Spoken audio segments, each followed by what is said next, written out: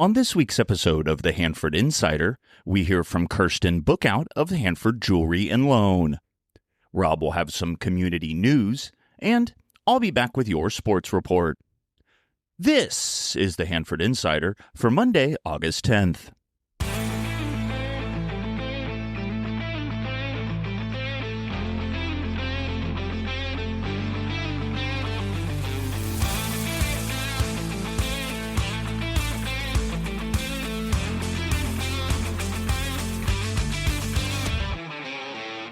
Welcome to the Hanford Insider Podcast. From the people who make a difference to the businesses that have stood the test of time and the stories that make Kings County unique, you'll find it all right here. I'm your host, Rob Bentley, bringing you the people, places, and stories that make our community a great place to call home. So let's get started. Taking a look at this week's community calendar, after cancellations the last 2 weeks, the Thursday night marketplace is looking for a comeback this week with a predicted high of only 97 degrees. The Carnegie Museum of Kings County will be showing the contents of the 1976 City of Hanford Bicentennial Time Capsule this week. On Monday, Wednesday, Friday, and Saturday mornings, they'll be open from 9 a.m. to 1 p.m. On Tuesday and Thursday evenings, they'll be open from 4 p.m. to 8 p.m. Admission is free, and the museum is located at 109 East 8th Street in downtown Hanford. Visitors will also get a chance to record messages to the Hanford citizens of 2076 to be placed in the new time capsule. For more information about the exhibition, visit carnegiemuseumofkingscounty.org. The City of Hanford will be holding a senior wellness workshop in the Civic Auditorium on Wednesday, August 12th, beginning at 10:30 a.m. Visit thebrightmindsproject.com for more information. Also in the Civic Auditorium on Wednesday at 6, the community is invited to join the Hanford West softball team as they celebrate the recent state championship. On Friday, August 14th, the Kings Players presentation of Agatha Christie's The Mousetrap opens. Here's a short clip with my conversation with the director of the play, Raylyn Royer. How you doing, Raylyn? Good. How are you? I'm doing fantastic. We are in for another exciting show at the Kings Players. Can you tell us a little bit about The Mousetrap? Absolutely. It's the longest running murder mystery in the history of theater. It's been performed steadily since 1952, I believe, in England. It's kind of a rite of passage for anybody who gets into theater. They go and they see it. And we decided to kind of break away from our comedies that we usually do and give people a little bit of murder mystery. That's awesome. People love murder mysteries. So I see you have some matinees coming up on August 16th, 23rd, 29th, and 30th. And then your evening performances are August 14th, 15th, 21st, 22nd, 27th, and 28th. And those performances begin at 7 p.m. Yes. So what does the cast look like for the show? This cast is amazing. I really, really could not be happier with them. This is the first time I've directed a full play, so I was a little apprehensive about it. I'm confident in acting, but not so much in directing. So it was a big challenge for me, and I could not have asked for a better cast. They are just wonderful. I think people are in for a real treat. That's great. And we're excited about opening night coming up here on August 14th. Once again, you can find out more information about The Mousetrap at kingsplayers.org. Thanks for joining us, Raylyn. Thank you so much. If you have an event coming up, large or small, and you'd like some help getting the word out, let's work together. Send your information to hanfordinsider@gmail.com. Be sure to subscribe to my weekly newsletter to get a complete calendar of events. It's the most comprehensive community calendar available.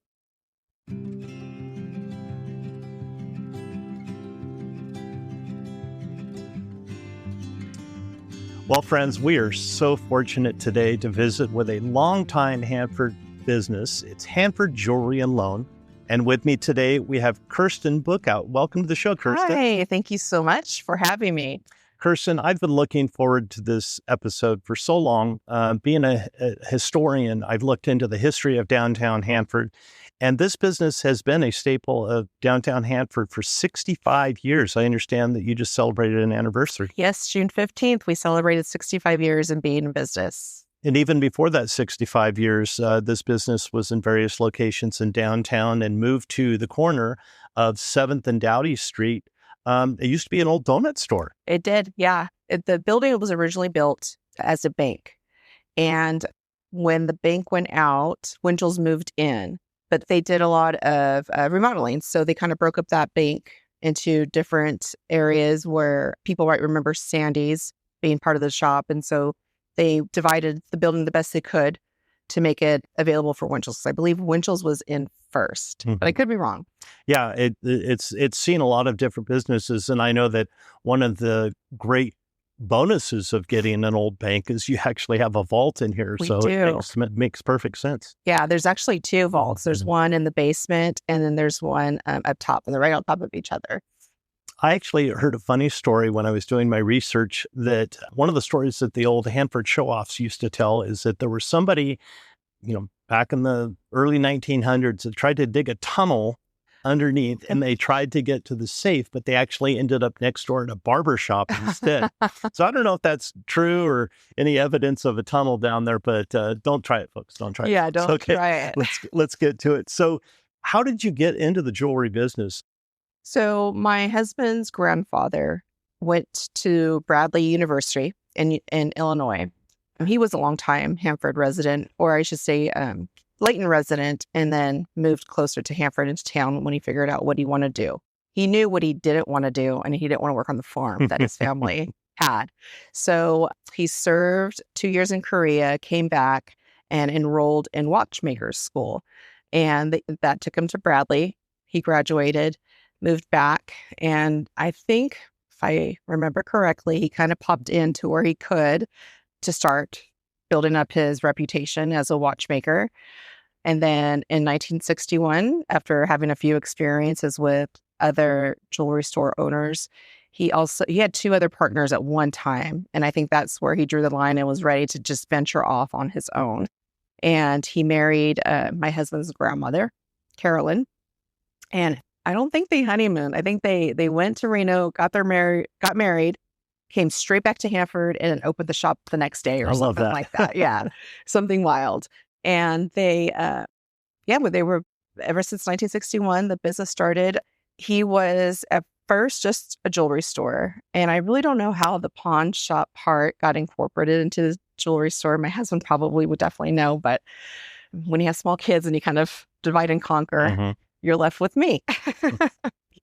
He did decide to open up a pawn shop.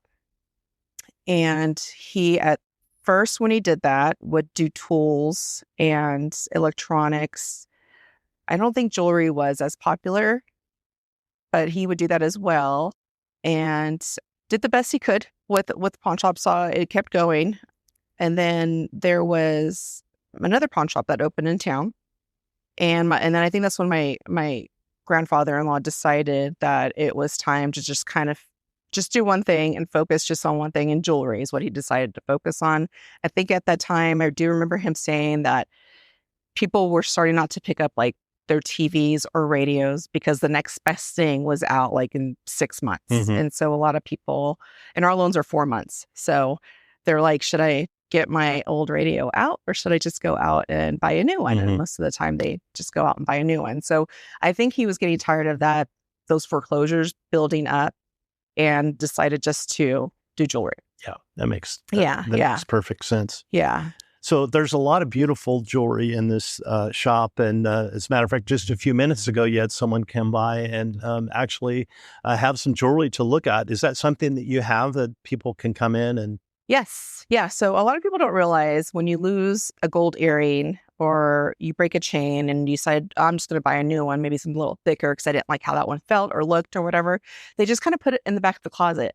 So if you have broken pieces of gold or missing, you only have one set of something, that's something that you can bring in and sell to us. We do buy gold only. We don't do any silver. You can sell it to us and walk out with cash in hand and have some mad money, so I call it. Some people will bring various pieces in and they're like, I've been sitting on this forever. I didn't know you bought. There's still people to this day that will come in and say, I didn't realize you buy jewelry. And yeah.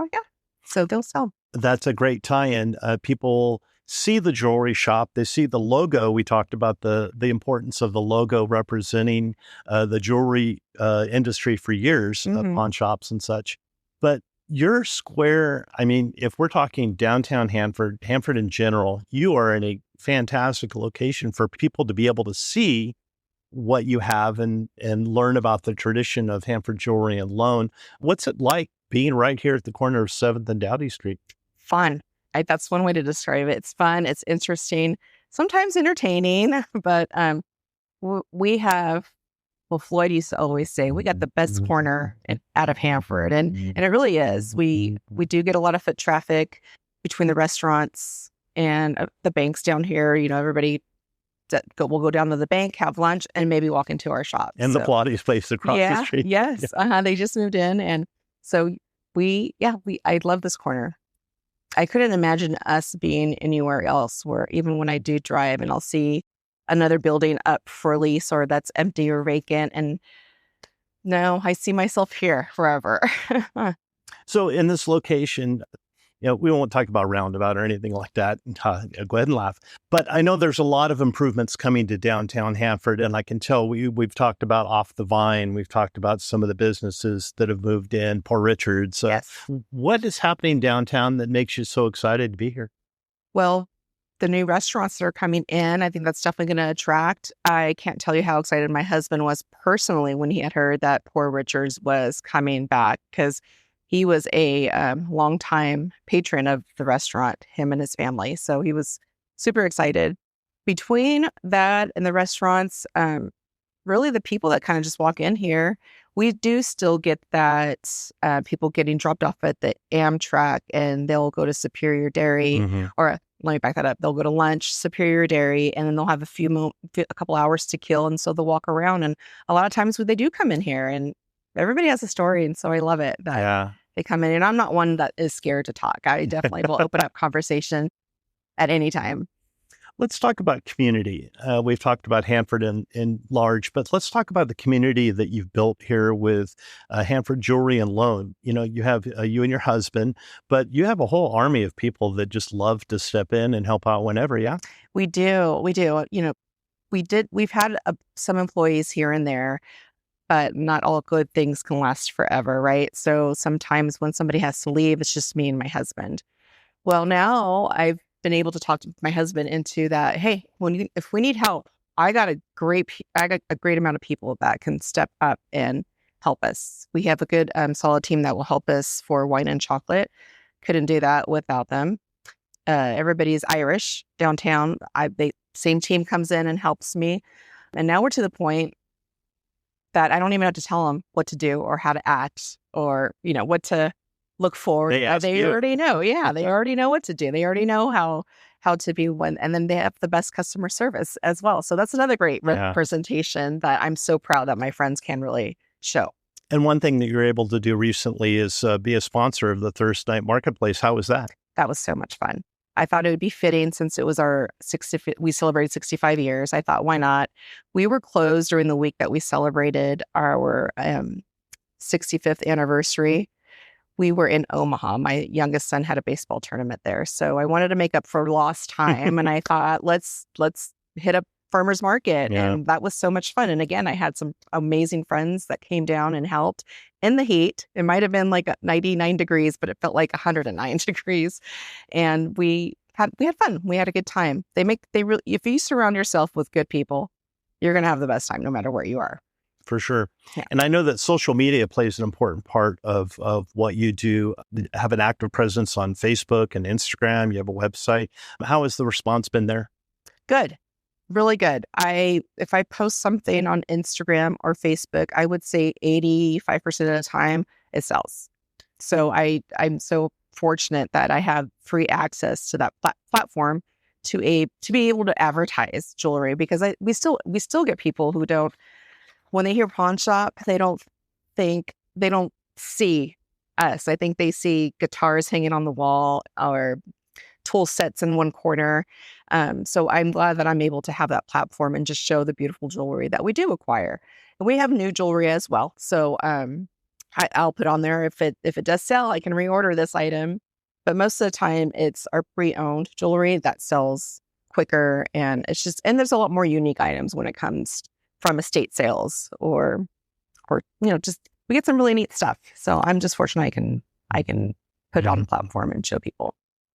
I would imagine there's some pretty special stories. You've got to have maybe one or two stories that just stick out to you, something special that happened that you were just so happy for the customer. Can you share maybe one of those or two of those? Absolutely. Well, now that technology has moved so fast I've been here for 20 years. So in the last 20 years, I have had people send me their proposal videos, which I appreciate because the excitement that I get from the person who's getting ready to propose is one thing, but I don't get to see the excitement on the other end of when the proposal does happen. So when I get those videos, I just am so excited, and it makes me feel good because I feel like they took the time to share, what we did together, part of this journey, and now it's the rings on her finger, and she's so happy, and she's in tears, and I love that. I just absolutely love that.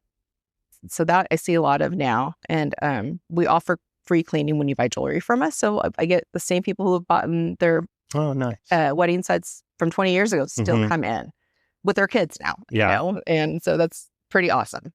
But again, you just brought up a good point, is that you see the tradition in families. So you have a family that Hanford Jewelry and Loan becomes their go-to, and then their children say, well, my dad went to Hanford Jewelry and Loan, and it becomes a thing. My wife and I were just having this discussion a while back about businesses we go to because our parents went to it, and it just kind of became a thing. I bet you're a part of a lot of surprises too. Yeah. I know you've talked about engagements and stuff, but has there been an occasion where someone's come in and just, I really want to fix this up for my wife for our anniversary or Christmas or something? Yes, they have. Whether if it's some type of upgrade or they found a piece. I had one person who found a great grandmother's ring, but it was so worn down. They really wanted to bring it back to life. Unfortunately, we don't do any jewelry repair here any longer, but I do have a resource that I use, and he's amazing. And it came back brand new. A customer was in tears. He was going to gift it to his wife. He was so excited. So just sometimes when people think there's an end, there really isn't. Like if you can break it, we can fix it. Or if it gets worn down, we could definitely take care of it. And that's what's been great about being able to have my resource that I send my jewelry to fix. So it's been really nice to have him on my team. He really does help me out, and he's been able to do a lot for me and a lot for my customers, I should say. I'm just glad I have that person I can reach out to. What's something that you're looking forward to with the business? You're an entrepreneur, you're always trying to help the community, obviously, and obviously you're in business, so, a lot to take care of, bills to pay and such. But what do you see in the future for Hanford Jewelry and Loan? It's been 65 years. What do you see the business doing in the next 5 or 10? I see myself helping people still here, whether it's helping you get out of a small financial bind by obtaining a collateral loan, or helping people by finding the perfect engagement ring, the perfect anniversary present. I'm here to help and hopefully exceed someone's expectations and find that next beautiful piece of jewelry. Obviously, there's online. People can order things online. And we find this when I was teaching music, we would find that people, I'll just buy it online. It's cheaper. But as a jewelry store, what can you offer that online stores can't? Reassurance that it's going to look good. I will make sure it fits the way it needs to fit. If you buy it online, a lot of times you're guessing on, well, you might know your size, but some of these rings are made just a little different. So they may say you may be a size 8, but sometimes because the band's too wide, it's going to feel like it's a size 7 because you didn't think about going just a little bit bigger on it. And you get me. You get me all the time because I will make sure if you get a diamond that falls out, I'll take care of that. If you have a special event coming up, I'll make sure your jewelry is clean. If you can't make it into the shop, because we do close a little early. We call it still honoring COVID hours. If you can't make it into my shop, I will get your piece to you. I definitely want to cater to my customers that come in. So you mentioned your hours. What is your store hours, and maybe a little bit more about the information website and such? And yeah, we are Tuesday through Friday, 10 a.m. until 4 p.m. However, I will meet customers because we do have customers who move away or a job takes them somewhere and they don't come into Hanford as often. But I will meet people back at the shop after closing hours because I do understand that 4 o'clock may not be the best, the ideal for most people, for the most working customers that I have. So I'll come back. I'll open. Sometimes I'll come back on Saturday if I don't have anything going on with my kids. If there's no baseball, no racing, then I'll definitely come in and make it happen. So I definitely will cater to my customers' schedule. So I understand you offer collateral loans as well. We do, which a lot of people aren't aware that we do that. So you come in with your piece of jewelry and we ask you what would help. We'll assess the piece that you bring in and we'll negotiate what seems fair. You're definitely not going to get what you paid for. Unfortunately, that's not how it works, because if we did that, definitely would not come back. You get the next model out, right? So you have 4 months to come and redeem your item. And if you can't redeem your item, you pay the interest fees and it renews your contract for another 4 months. Okay. You'd be really surprised how a lot of my customers, and I read an article on it too a few years back, that sometimes you just need that $200 to stretch you out for the end of the week until your next paycheck.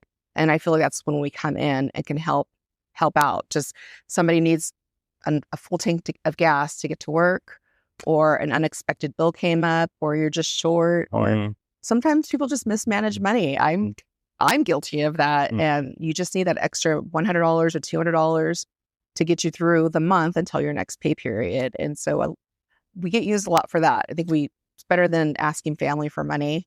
Most of the time, you just come in and do what you got to do, and nobody knows what you did and how you got that extra money. And you come in, and you pick up your item, and I don't tell. Yeah. Hey, Kirsten, this has been so wonderful. You're very enthusiastic about what you do, and you've surrounded yourself with good people who help you out and make this business what it is. So thank you so much for coming on the show. Thank you so much for having me. Yeah, I really appreciate it. And remember to shop local. You continue to shop local, then I'm able to, give back to baseball teams or high schools, local organizations, because we like to give back as well. But we only can do that if, Hanford community just keeps shopping local. For sure. Yeah. All right. Thank you. Well, thank you. That was fun. And now it's time for Hanford Insider Sports with Eric Bentley.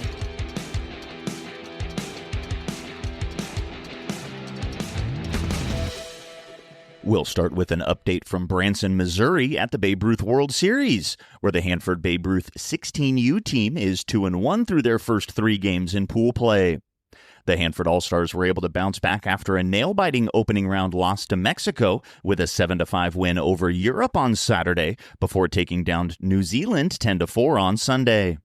A Monday showdown with Kelso, Washington awaits for the Hanford squad as they look to win their 3rd game in a row and hope that a 3-1 record in pool play would be enough to advance.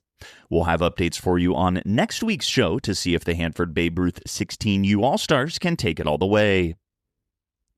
In high school sports, most fall seasons get underway in the next few weeks, and we talk a lot of football here on the Hanford Insider, but we love to shine a light on those other sports when we have information. So let's take a look at how the girls' volleyball season is shaping up. The Hanford West girls volleyball team is coming off of a 20-10-3 overall season last year that saw the Huskies finish 2nd place in league with a Central Section playoff appearance.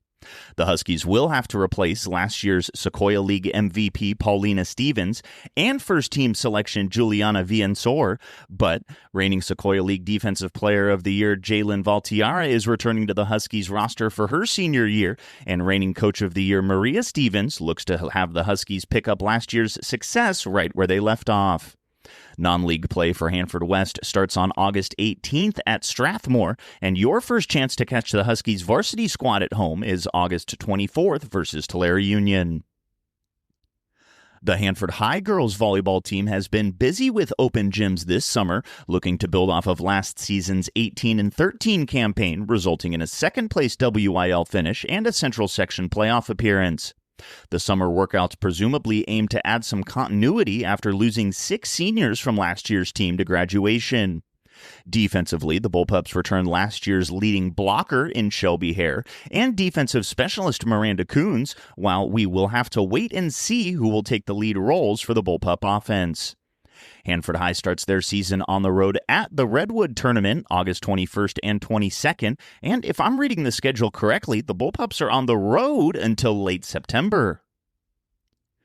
And the Sierra Pacific girls volleyball team will look to turn the page from a 2025 season that saw the Golden Bears finish 9-16 overall, 4th in league.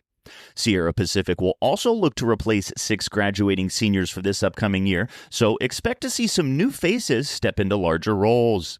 The Golden Bears really struggled away from home last year, only winning 2 of their 12 true road games, so we'll see if Sierra Pacific can take the show on the road in 2026. We'll have our football preview on next week's show, so make sure you tune in for that.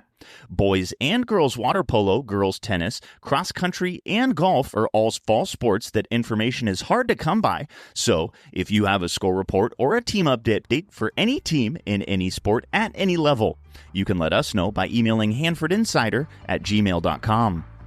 I'm Eric Bentley, and this has been your Hanford Insider Sports Report.